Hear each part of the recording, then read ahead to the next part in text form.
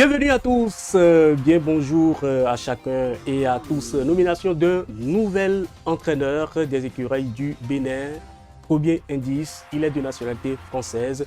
Deuxième indice, il est ivoirien. Troisième indice, il a déjà dirigé un club en Afrique de l'Ouest, notamment évidemment l'ASEC Mimosa d'Abidjan. De qui s'agit-il? Vous le découvrirez dans cette émission. Plus de médailles pour les gymnastes béninois au championnat d'Afrique de gymnastique anaérobique qui s'est déroulé du côté donc, du Caire en Égypte. Les Béninois sont rentrés avec beaucoup de souris, avec 6 médailles au total.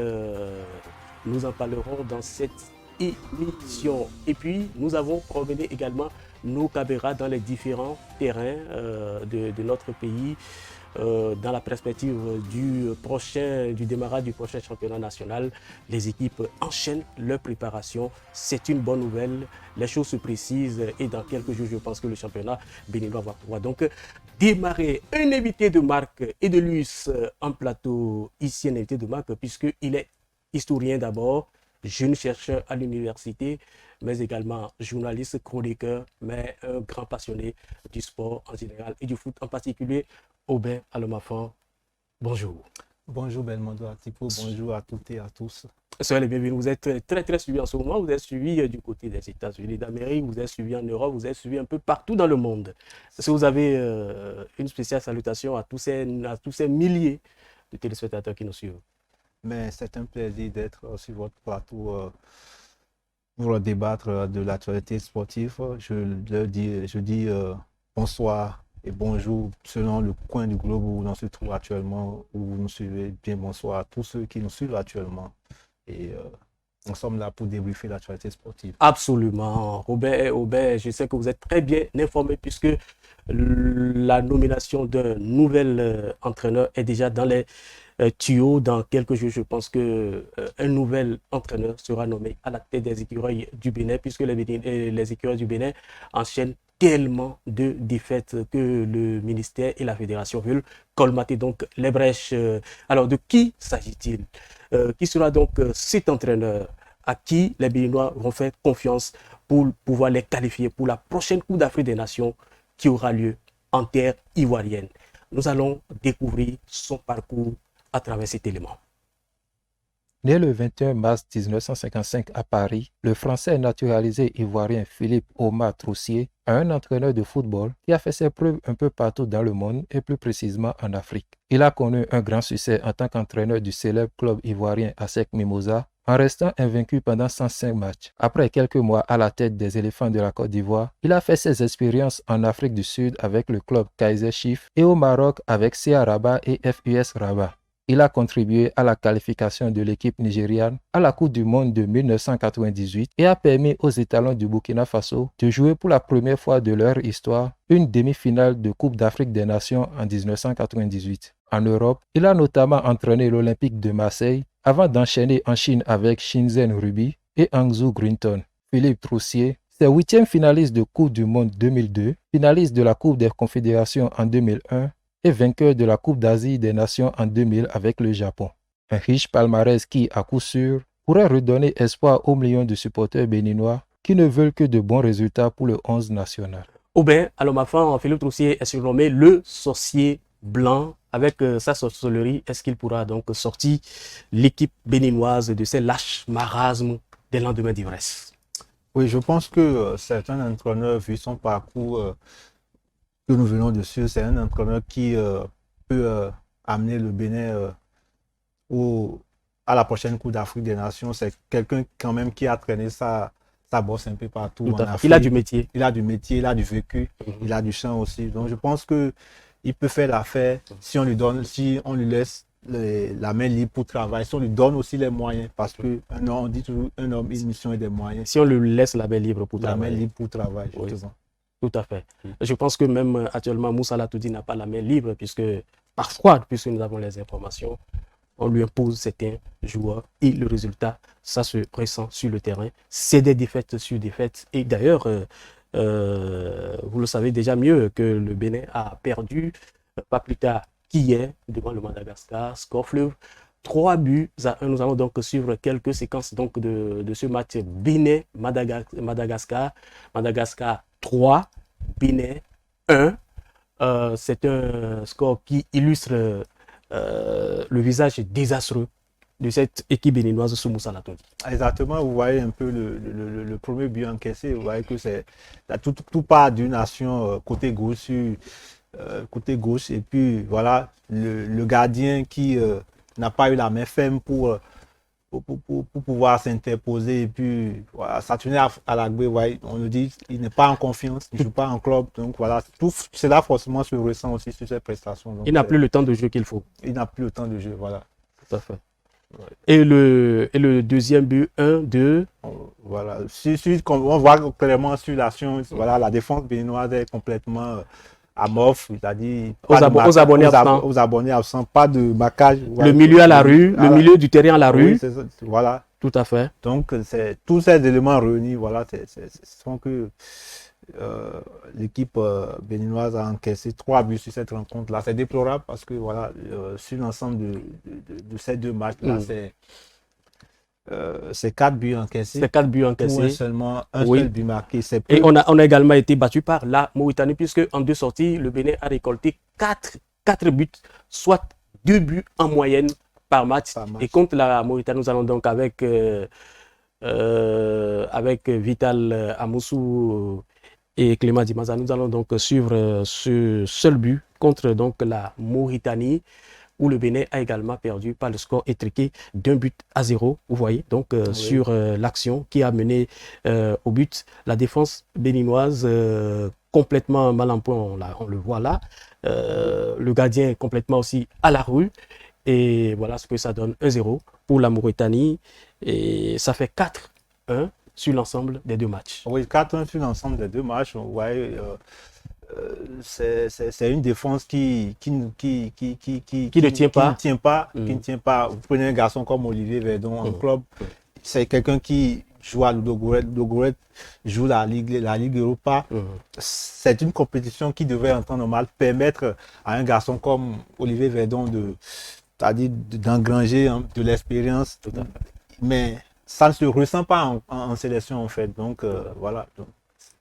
Donc c'est Tosin Ayegou, oui, qui a marqué le but. Qui a marqué le joueur qui a sauvé l'honneur. Tout à fait, qui a sauvé l'honneur. Beaucoup donc de cette double confrontation lors de la journée FIFA. C'était donc contre le Madagascar, 3-1. C'est un score fleuve, nous le rappelons. Mais nous allons un peu redescendre vers la catégorie des jeunes, puisque l'équipe Espoir, les moins de 23 ans, étaient également en préparation. Les autres, ils étaient du côté du Caire.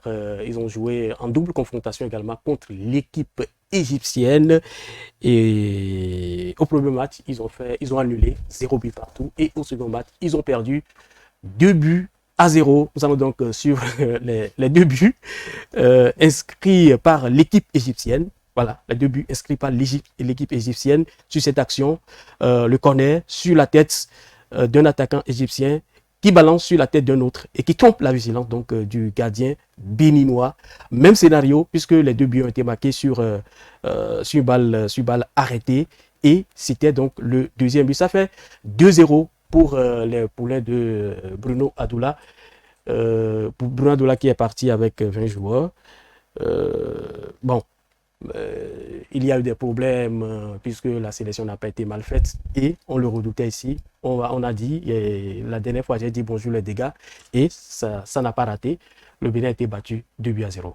Exactement. Quand vous prenez un peu le premier but, vous voyez sur le coup de pied arrêté, c'est carrément une défense qui ne tient pas. On voit que le marquage n'est pas bien fait. Et puis, voilà, c'est un but très matinal. En fait, ils ont été cueillis à froid. On dirait que les seniors ont contaminé les juniors. Exactement, oui. Parce que bon, c'est les mêmes erreurs qui se répètent. C'est à croire que... on n'apprend pas de nos erreurs et puis c'est des choses à déplorer quand même. Et c'est 2 entraîneurs locaux qui conduisent nos sélections et les défaites s'enchaînent. Je pense que le ministère des Sports et la Fédération béninoise de football doivent prendre leurs responsabilités. Je pense qu'en ce moment, les choses se précisent pour la nomination donc, de ce nouvel entraîneur, Philippe Troussier, qui va donc pouvoir trouver des solutions pour remonter la pente. Alors, nous allons donc revenir, mon cher Aubin Almafa, nous allons revenir au pays, puisque cette semaine, nous étions sur les différents terrains pour voir comment les clubs béninois se préparent activement pour le démarrage du championnat. Sitatunga en est un exemple. Le club de Calavi s'entraîne bien sous la direction donc, de ses entraîneurs. Nous allons donc suivre l'une de leurs séances d'entraînement que nous sommes allés couvrir. Les clubs béninois enchaînent leur préparation dans la perspective du prochain championnat saison 2022-2023. C'est le cas de Sitatunga FC qui met les bouchées doubles pour sa montée en Super League Pro la saison prochaine. Pour y arriver, le nouvel entraîneur et le capitaine nous en disent plus. Je suis venu voir un groupe soudé et autour d'un groupe soudé, j'ai voulu amener quelques éléments pour pouvoir renforcer afin de pouvoir atteindre les objectifs. Sinon, en réalité, Sitatunga a une équipe. J'avais connu certains joueurs dans Sitatunga que je n'ai plus retrouvés. Ça veut dire qu'ils sont partis. Et autour de l'équipe, moi-même, ce que je suis venu voir, j'ai voulu amener la touche. Dans la ligne, au niveau des gardiens de but, il y a des recrues. Il y en a de très bons gardiens, vous en connaissez, certainement Batory, qu'on ne présente plus. Dans la ligne de défense, nous avons aussi de nouveaux joueurs qui ont déjà eu l'expérience dans le championnat passé. Dans la ligne de milieu de terrain aussi, nous avons de nouveaux joueurs. Même au niveau de l'attaque, il y a aussi de nouveaux joueurs. Oui, l'objectif, c'est d'abord moi-même, parce que chaque entraîneur, c'est de se faire un nom. Ça, l'objectif, c'est moi-même d'abord. Et après, il y a l'objectif de l'équipe, le contrat que j'ai signé, c'est la qualification à la Super League Pro. Et je pense qu'aucun entraîneur parmi les 36 ne dira pas qu'il n'a pas envie d'aller à la Super League Pro. Et chacun travaille pour y être. Je pense que c'est l'objectif, d'abord être au niveau de la Super League Pro, quitte à voir comment profiner pour encore jouer les premiers rôles, peut-être être parmi les 4 premiers. D'abord, une préparation, c'est tout. C'est d'abord sur le plan physique, le plan technique, le plan tactique et le plan psychologique. Et après tout, il faut avoir une équipe compétitive. Et donc, pour un entraîneur que je suis, les étapes là ont été suivies. Par rapport aux éléments, la motivation et le discours qui va suivre, je pense que nous pouvons arriver. Je crois que nous sommes prêts pour commencer ce championnat. Nous avons des nouveaux joueurs et un nouveau coach aussi. L'ambiance hier, on travaille bien. Je crois que si on dit que c'est demain le championnat commence, nous sommes prêts, on peut bien débuter. On n'a pas bien commencé la saison passée, mais cette année, nous sommes prêts pour être parmi les 4 premiers pour jouer la Super League Pro. Je crois qu'on a travaillé pour ça et que les résultats vont donner. L'ancien gardien des écureuils, l'une des nouvelles recrues, explique les raisons de son intégration. Les raisons qui m'ont poussé à signer avec Sitatunga, c'est que c'est une jeune équipe et c'est une équipe qui a de bons projets pour les jeunes. Et bon, voilà. Et je me suis dit que je me vois faire partie de ce projet, donc je me suis dit qu'il est bon d'être avec l'équipe pour pouvoir participer à ce projet, que de faire parler de l'équipe de plus, parce que l'équipe est déjà connue, mais faire connaître l'équipe davantage, c'est-à-dire quoi? Bon, l'objectif premier, nous allons commencer la Ligue Pro et faire tout possible de se qualifier pour la Super League, ce qui va donner une autre visibilité à l'équipe. Le football, comme on le dit, le football est universel et bon voilà. Et le football se joue à 11, donc je ne vais jamais jouer seul, je vais jouer avec d'autres partenaires. Donc, et l'ambiance est déjà très bonne parce que c'est des joueurs que je connaissais déjà, même si on n'a jamais joué dans le même club. C'est des joueurs que je connaissais déjà, donc ce qui a facilité mon intégration dans l'équipe. Je vais apporter ma pierre à l'édifice et c'est un travail d'équipe. Et puis je vois qu'il y a de la matière pour le faire, donc ensemble, nous allons apporter notre pierre à l'édifice et pousser l'équipe très haut. Le club de Calavi affûte donc ses armes pour se faire une place dans l'élite football professionnel au Bénin. Ignace Donou, jeune frère du promoteur et président des supporters du club, lance un appel à mobilisation autour donc de l'équipe avant, pendant et après le championnat. Je crois que nous sommes un jeune club qui vient de commencer dans l'élite professionnelle au Bénin. Bon, ça n'a pas vraiment pris comme nous le voulons au niveau des supporters, mais je crois qu'avec tout ce qu'on a eu à faire l'année passée, cette fois-ci, ça nous serait un peu plus facile de rassembler du monde autour de l'équipe. Vu les attentes et vu ce que les gens nous ont promis, je crois que ça peut aller pour cette saison. Vous savez, être supporter d'un club, c'est en quelque sorte un peu du bénévolat et c'est difficile pour les gens de suivre la machine. Mais je crois à Calavi actuellement, il y a beaucoup de joueurs au sein du club qui sont de Calavi. Donc ça fait que ce brassage serait plus facile. Et puis il y a des annexes de notre bureau dans certains quartiers de Calavi. Voilà. Donc qui font le travail avec nous. Et je crois ensemble, ça va prendre cette fois-ci. Vu que notre stade domicile, c'est le campus d'Abomey Calavi, nous recevons au campus d'Abomey Calavi. Donc nous avons déjà les étudiants qui sont déjà derrière nous. Parce qu'en temps, l'UAC aussi avait son club, mais cette fois-ci, ils n'ont pas joué la saison passée. Cette saison aussi, je ne suis pas sûr qu'ils sont dedans. Donc les supporters de ce club, tous sont en train de se ruer vers Sitatunga actuellement. Les requins de l'Atlantique, les Awisi Wassa, comme on les appelle, 3 fois champions du Bénin et triple champion du Bénin, un grand club, un célèbre club, une institution. Les Awisi Wassa aussi ont repris le chemin du terrain. Ils s'entraînent sur le terrain de l'UAC et une de nos équipes était allée donc suivre leur séance d'entraînement. Suivez.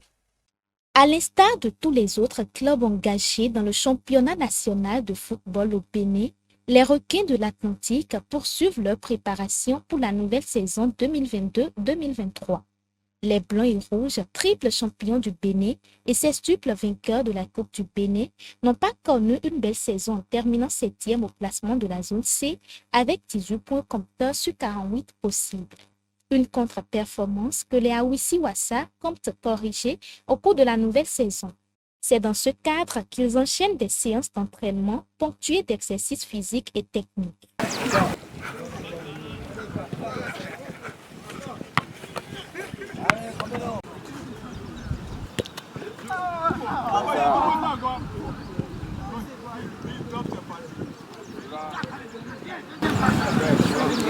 Ici, sur le terrain synthétique de l'université d'Abomey Calavi, tout se déroule sans anicroche sous l'œil vigilant de l'entraîneur des requins.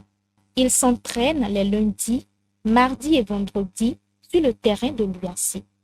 La plupart des clubs se préparent déjà pour le prochain championnat, mais un championnat reporté s'inédit. Et c'est dommage parce que, vous voyez, comme on a eu à le constater, ils sont plusieurs clubs qui s'entraînent pour le moment, mais ils ne savent pas encore quand est-ce que le championnat va démarrer. Vivement que le ministère et la fédération s'entendent rapidement pour qu'une date soit fixée et que le public sportif béninois renoue avec les stades et que nous aussi, en tant que reporters sportifs, nous puissions renouer aussi avec les stades parce qu'il n'y a pas de grands événements sportifs sans grand reporter sportif. Donc, on a hâte que le championnat reprenne vite et puis nous puissions aussi faire aussi notre job, ce que nous savons faire de mieux. Et au niveau du club de Calavi, il y a de nouvelles recrues. Exactement, c'est un club qui a de l'ambition, c'est un club qui a de l'ambition et en témoigne l'élément que nous venons de suivre. Ils ont parti chercher. Très bon élément de Roland Bédier. Exactement. Et nous saluons au passage le patron des patrons, Clément Dimadia. Oui, exactement. Donc c'est un club qui a de l'ambition. Ils sont partis chercher Batori Douyembe qui, par le passé, est resté avec l'USSK, qui est un grand club aussi au Bénin ici, dont on ne présente plus. Donc c'est tout bénéf pour eux. On va voir un peu comment est-ce qu'ils vont se comporter dans ce championnat-là. Ils ont affiché leurs ambitions. Leur ambition, c'est de jouer la Super League Pro. Ça ne va pas être facile, puisqu'il y a des clubs aussi qui ont de l'ambition et qui mettent beaucoup de moyens. Donc, on va voir on va être sûr pour voir un peu cette saison, est-ce que l'objectif qu'ils ont fixé sera atteint ou pas. Mais je pense qu'au vu de ce qu'on est en train de voir, je crois que le club de Calavi peut espérer des lendemains meilleurs. On le leur souhaite. Merci donc à vous, Aubin Alomafan, et merci infiniment à Clément Dimandia et Vital Amoussou en bonne intelligence qui ont réalisé cette émission. Merci également à nos généreux et dynamiques jeunes stagiaires qui sont restés avec nous.